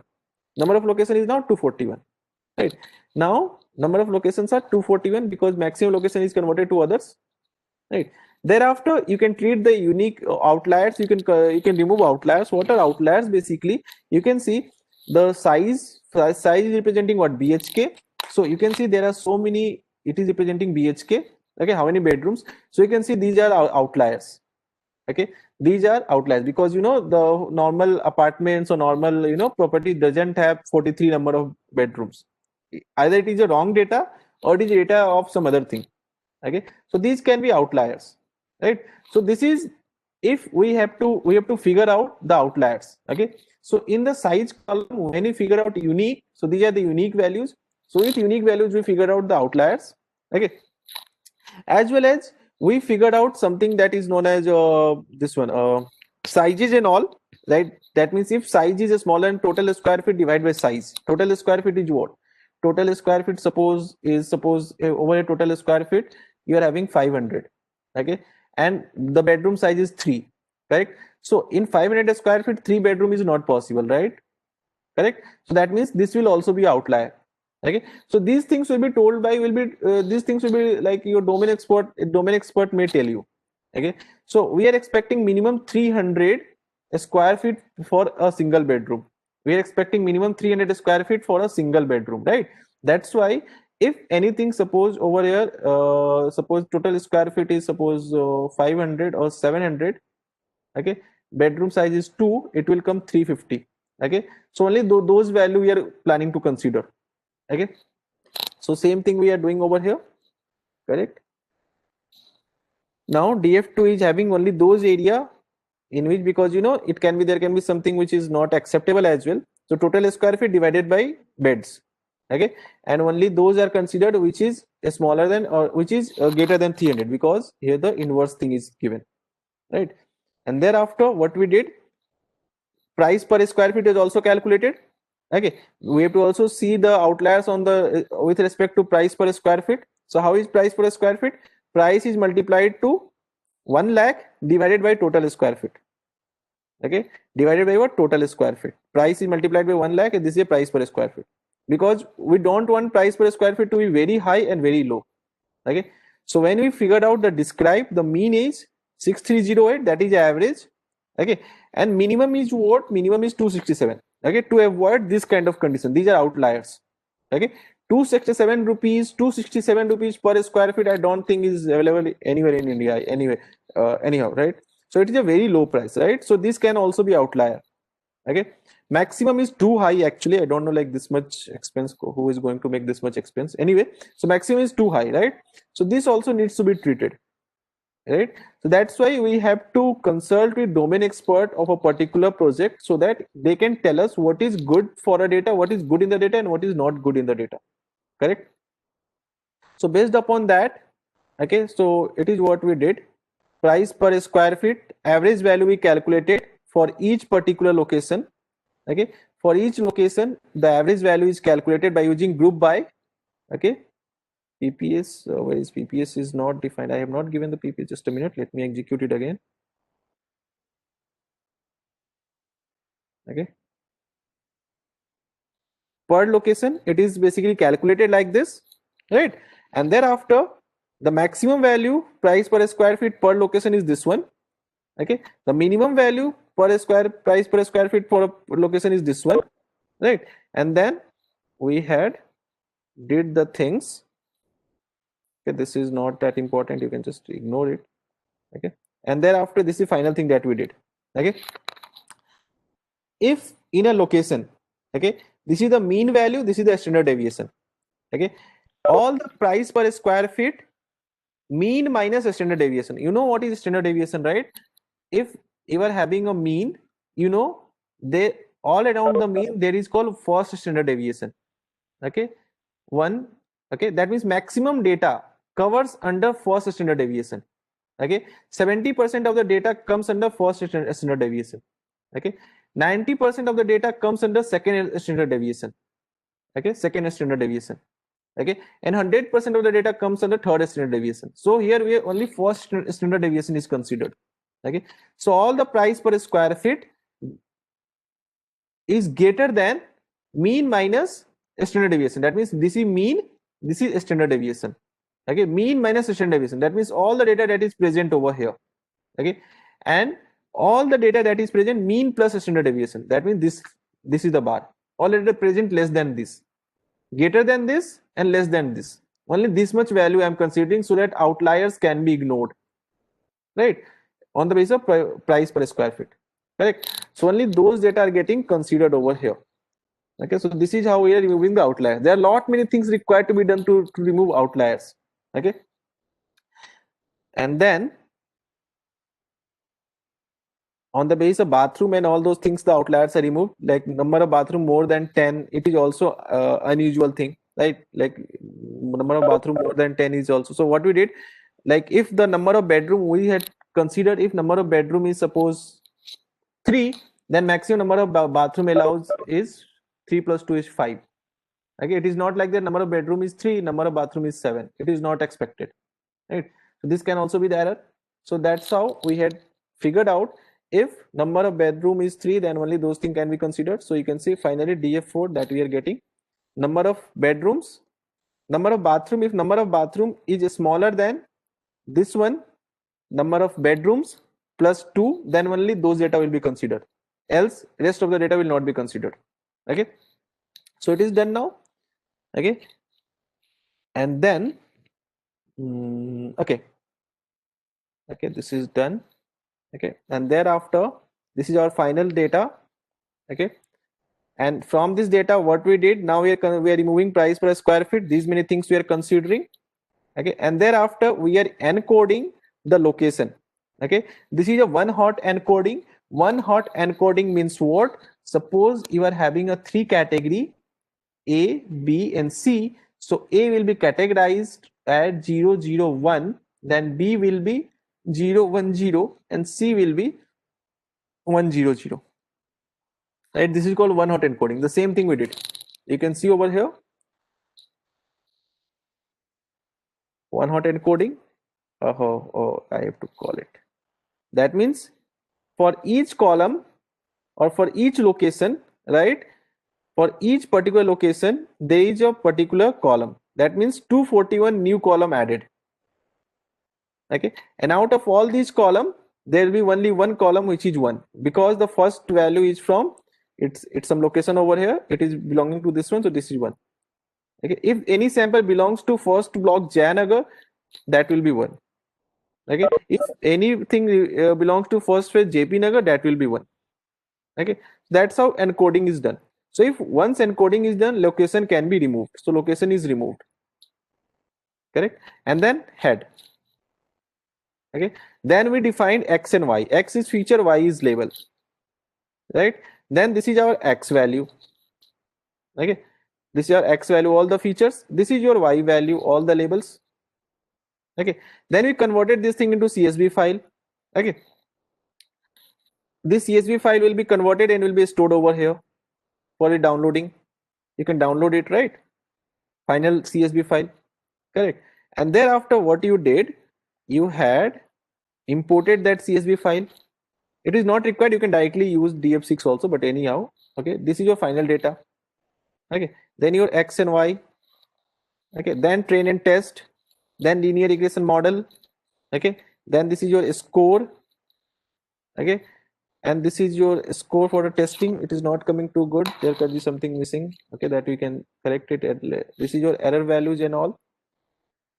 Okay, then we are having cross validation. Okay, and then we are having X column, this is column.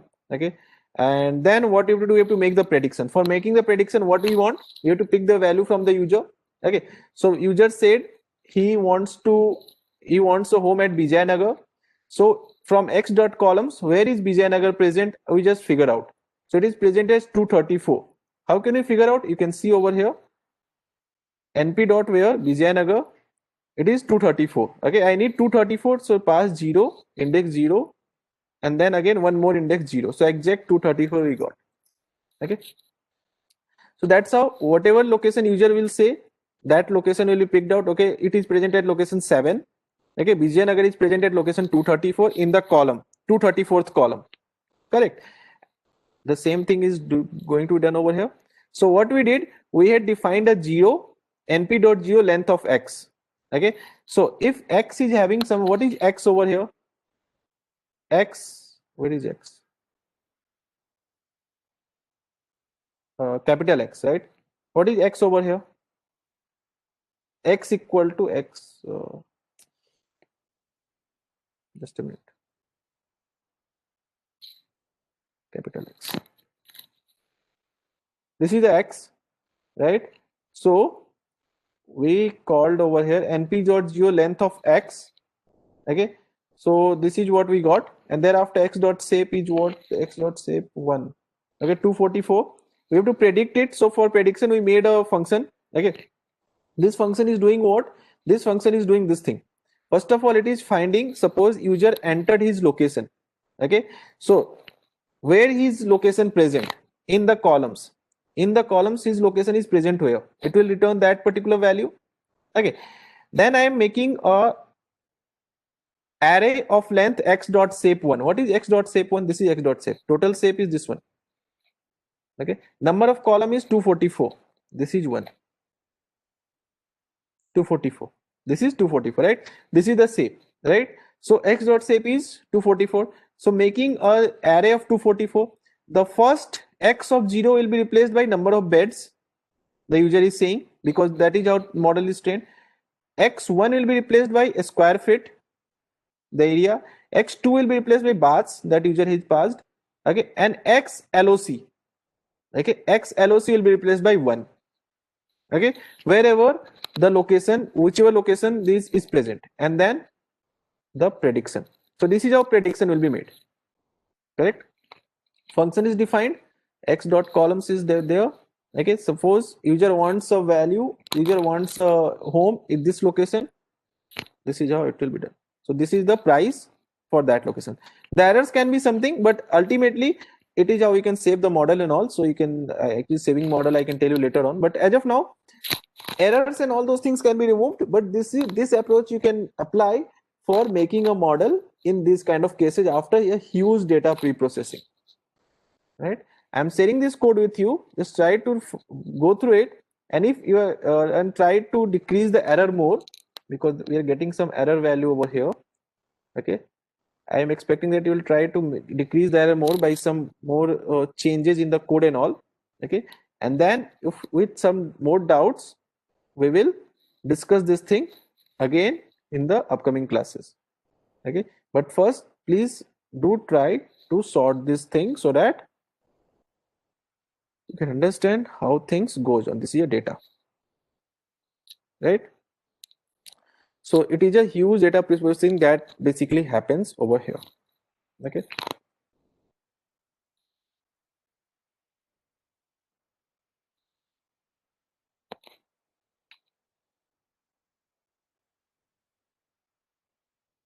okay. So if you are having any query, please let me know. Why encoding is needed? Okay, very good question. Actually, encoding is needed because any algorithm will use mathematical values. Correct. It uses mathematical values. That's why encoding is required to convert in mathematical value. But again, the question is, I can convert it like this also. A can be converted to B, C can be 3, D can be converted into 4, E can be converted into 5. Okay, but I am not doing this. Why? Because if you are using this encoding, then last value will be 241. Okay, then during the course of learning, there is a possibility that some of the category will automatically get a higher weight. Okay, when machine will learn, some category will get a higher weight, some category will get a very lower weight. As compared to this, it is very low. Okay, and some is having a very higher weight, so that may affect the accuracy. Okay, that's why to make a balance weight, so that each value will get a balance weight, and the balance learning can be done. That's why we are encoding it like this. Okay, if it is B, then 0 0 1 0. Okay, if it is C, then 0 1 0 0. If it is D, then 1000 like this. Okay, and then these many features are there. Okay, so that better model can be created, because ultimately we need a mathematical value. Without mathematical value, the operations can't be done. The operations that I explained you, these operations can't be done, right? No, not this one. I explained something else actually. These operations can't be done, right?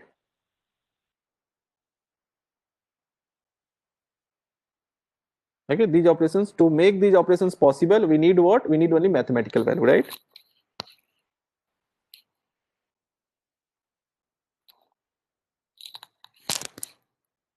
Am I clear? Okay. So please just go through it, and if anything, any more doubts will be there, I will definitely try to solve it out.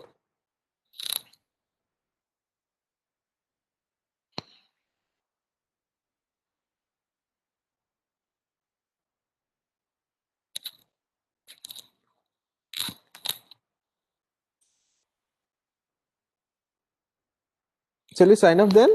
If there is no further questions, if you are having question, you can definitely ask. Okay, sir, no problem. I Yes. think any query, I think. Right, sir. Okay, sir. Thank you very much, sir. On the behalf of SSBT, I thank you very much, sir. Thanks. So we will meet, sir, tomorrow. No problem. Right, sir. Okay. All the participants, please, if you have any question, please ask. No problem. Okay, Sir. okay, ठीक है sir, ठीक है, no problem. Thank you very much, sir. Thanks a lot, sir. Thank you very much. Okay सभी participant को एक instruction है, कल immediately हम 10:20 को ज्वाइन करेंगे. Okay, no problem. Okay, so now we are ending the session. I hope everyone have given the attendance. Okay, if you have not submitted, okay, please go through chat and fill the attendance, please. Thank you.